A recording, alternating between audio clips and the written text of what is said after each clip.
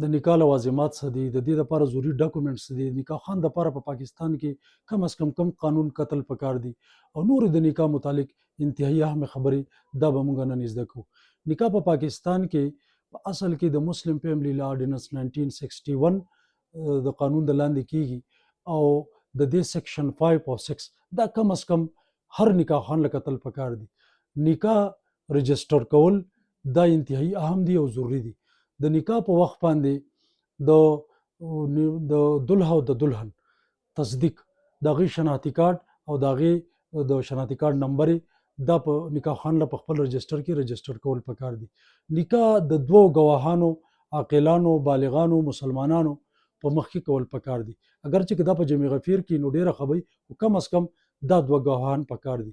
د دلها او د دلهن نکاح کچري د وکیل په ذریعه کیږي نو بیا د وکیل فور پټارني مختار اختیار چې دغه کم دی دا تحریری طور پکار دی او دغه شانتي د دلها او د دلهن ایجاب او قبول چې دا په زور نه، دا په زبردستۍ باندې نه او دا د هغې په خوښه او په رضا باندې.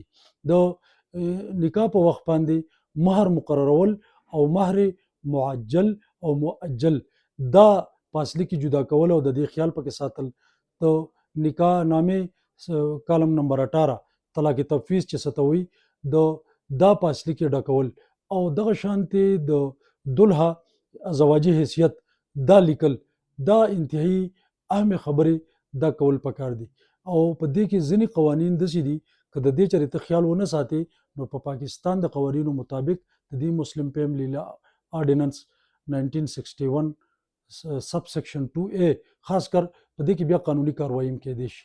د دې وجې نکاح خان له د دې خبرو خیال ساتل پکار دي او دا یو ډیر لوی نیک عمل دی خو خدای مکه چې سبا پکې څه مسله جوړه شي نو بیا په عدالت کې د هغې د فریقینو ته ډیر لوی مسلې خو چې دا د دې قوانینو د لاندې وشي نو الله تعالی پکې هم خیر اچي او وروستو د مسلو نه به بیا تاسو بچ کېږئ. وما علینا الا البلاغ.